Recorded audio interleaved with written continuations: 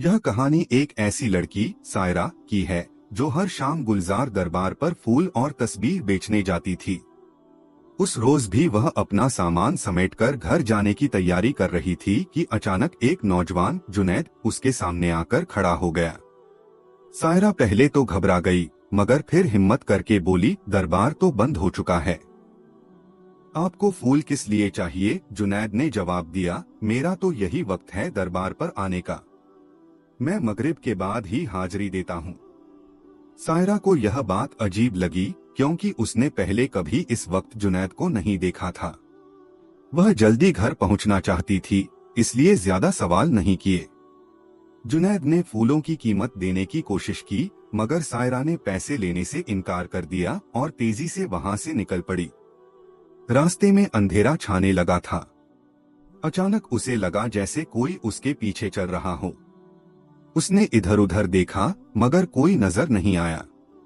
तभी एक गहरी आवाज गूंजी, अपना दुपट्टा ठीक करो। सायरा ठिठक गई। उसने घबराकर दुपट्टा संभाला और तेजी से घर की ओर बढ़ गई। घर पहुंचते ही सायरा ने दरवाजा जोर से खटखटाया। अम्मी ने दरवाजा खोला और उसका डरा हुआ चेहरा देखकर परेशान हो गई। क्या हुआ बेटी, इतनी घबराई क्यों हो? मगर सायरा ने कुछ नहीं बताया। उसे डर था कि अगर उसने सच बताया तो अम्मी उसे फिर काम पर नहीं जाने देंगी। उसने बस इतना कहा, अम्मी आप ही कहती हैं कि मगरिब के बाद घर लौट आना चाहिए। उस रात सायरा को एक डरावना सपना आया। एक धुंधला चेहरा, गुस्से से भरी आंखें और वही आवाज, आज के बाद तुम्हारा दुपट्टा कभी न उतरे। डर के मारे उसकी नींद खुल गई। तभी फजर की अजान की आवाज आई। उसने राहत की सांस ली, वजू किया और नमाज पढ़ने चली गई। नमाज के दौरान उसे एक मीठी सी खुशबू महसूस हुई। उसने अम्मी से पूछा तो उन्होंने कहा, मुझे तो कोई खुशबू नहीं आ रही। सुबह जब सायरा गुलजार दरबार पहुंची तो माहौल कुछ बदलाव था। आमतौर पर वहां भीड़ रहती थी, मगर आज सन्नाटा था। फिर अचानक लोग उमड़ पड़े और उसकी दुकान पर इतने ग्राहक आए कि सारा सामान मिनटों में बिक गया। तभी वही नौजवान जुनैद फिर उसके सामने खड़ा था। कुछ फूल मिल सकते हैं? उसने पूछा। सायरा ने कहा, आज तो सारा सामान बिक चुका है। जुनैद ने हल्की मुस्कान के साथ कहा, एक बार देख तो लो, शायद मेरे लिए कुछ बचा हो। सायरा ने अचरज से खाली जगह की ओर देखा, जहां उसका सामान खत्म हो चुका था। मगर जब उसने दोबारा देखा तो सारा सामान ज्यों का त्यों रखा था। उसके रोंगटे खड़े हो गए। जुनैद ने मुस्कुराते हुए कहा, अब तो फूल दे देंगी न? सायरा ने चुपचाप फूल दिए। जाते जाते जुनैद ने कहा, हर बात पर परेशान मत हुआ करो, और तुम्हारी अम्मी जहां शादी की बात कर रही हैं, वहां कर लो, तुम्हारे लिए बेहतर होगा। सायरा सन्न रह गई। उसे जाते हुए देखती रही। यह शख्स आखिर कौन था? उसे यह कैसे पता कि आज उसके रिश्ते की बात हो रही है? उसने यह ख्याल झटका, सामान उठाया और घर की ओर बढ़ी। रास्ते में उसके कानों में एक आवाज गूंजती रही, यासीन जिन, यासीन जिन, जब जब यह नाम पुकारोगी तुम्हारी मदद होगी। घर पहुंचते ही सायरा ने देखा कि मेहमान आए हुए थे। अम्मी ने आवाज दी, मेहमान आ चुके हैं, जल्दी कपड़े बदल कर आ जाओ। सायरा कमरे में गई और जल्दी से सलवार कमीज बदली। जब वह मेहमानों के सामने आई तो नजरें झुकी हुई थीं। तभी एक औरत बोली, यह तो बहुत खूबसूरत है। सायरा के चेहरे पर हल्की मुस्कान आई। औरत ने फिर कहा, यासीन, मैं सायरा कैसी लगी? यह नाम सुनते ही सायरा के दिमाग में बिजली कौंधी। उसने नजरें उठाईं और देखा, वही जुनैद सामने बैठा था। वह सन्न रह गई। उसकी जुबान से निकला, अम्मी, यह तो वही लड़का है। अम्मी और मेहमान हैरान होकर सायरा की ओर देखने लगे। अम्मी ने पूछा, कौन लड़का? सायरा की धड़कनें तेज हो गईं। वह बोली, यह वही है जो दरबार पर आता था। जुनैद ने हल्के से मुस्कुराते हुए कहा, सायरा, अब तो तुम मुझे पहचान ही गई हो। सायरा का खून जम गया। उसने कांपते हुए पूछा, तुम कौन हो? जुनैद ने उसकी आंखों में देखा और बोला, मैं वह हूँ जो तुम्हारी हर पुकार पर तुम्हारे साथ होगा। जैसा मैंने कहा था, यासीन जिन पुकारोगी तो मदद मिलेगी। सायरा की सांसें तेज हो गईं। वह सोचने लगी, क्या यह इंसान है भी अम्मी और मेहमान समझ नहीं पाए।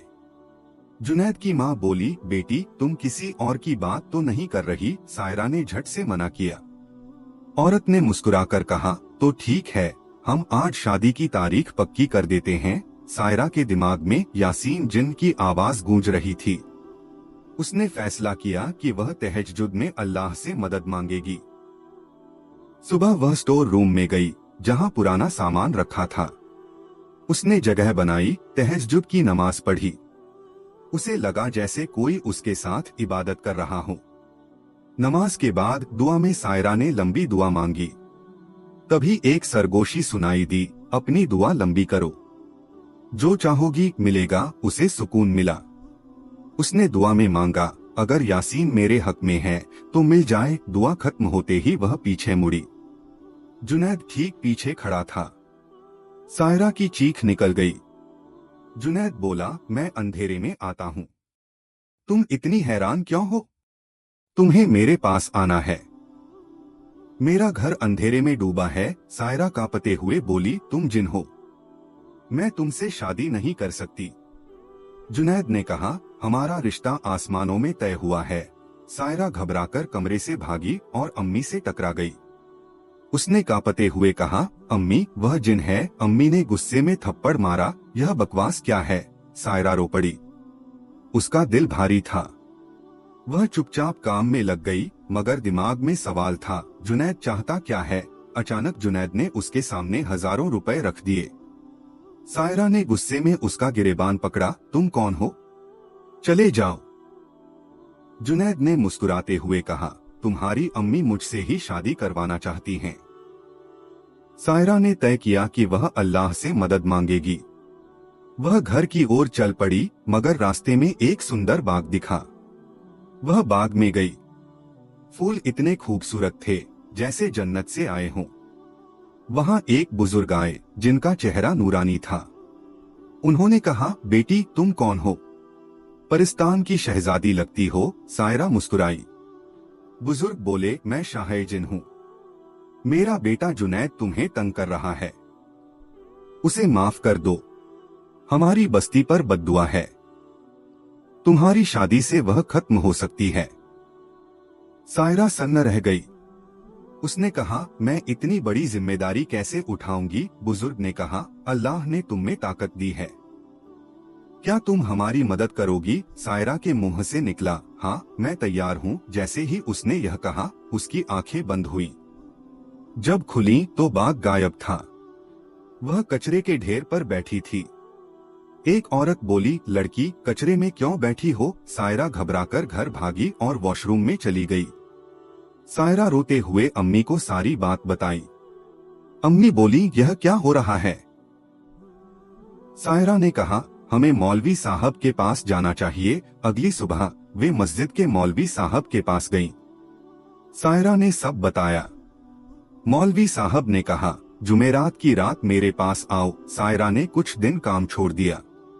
जुमेरात को मौलवी साहब ने सूरह जिन का वजीफा बताया, जो 7 दिन तहज्जुद में करना था। सायरा ने 7 दिन वजीफा किया। आखिरी दिन उसे सुकून मिला, जैसे कोई बोझ उतर गया। उसने सूरह रहमान की तिलावत शुरू की, जैसा मौलवी साहब ने कहा था। 7वें दिन ख्वाब में जुनैद आया। उसने कहा, अच्छा होता अगर तुम मेरी दुनिया में आती, मगर मैं तुम्हें छोड़ रहा हूँ। तुम्हारी इबादत ने मुझे मोहब्बत सिखाई। स्टोर रूम में एक माला है, उसे पहनो तो मैं आऊंगा। सायरा ने अम्मी और मौलवी साहब को बताया। मौलवी साहब बोले, वह नेक जिन था, हर जुमेरात सूरह जिन पढ़ो। सायरा समझ चुकी थी कि यह कोई बुरा ख्वाब नहीं, बल्कि एक सच्चाई थी। उसकी इबादत और अल्लाह की रहमत पर अब उसे पूरा यकीन था। यह कहानी सिखाती है कि अल्लाह पर भरोसा और इबादत हर मुश्किल से निकाल सकती है। घमंड और डर से ऊपर उठकर नेकी और सच्चाई का रास्ता अपनाना ही असली जीत है।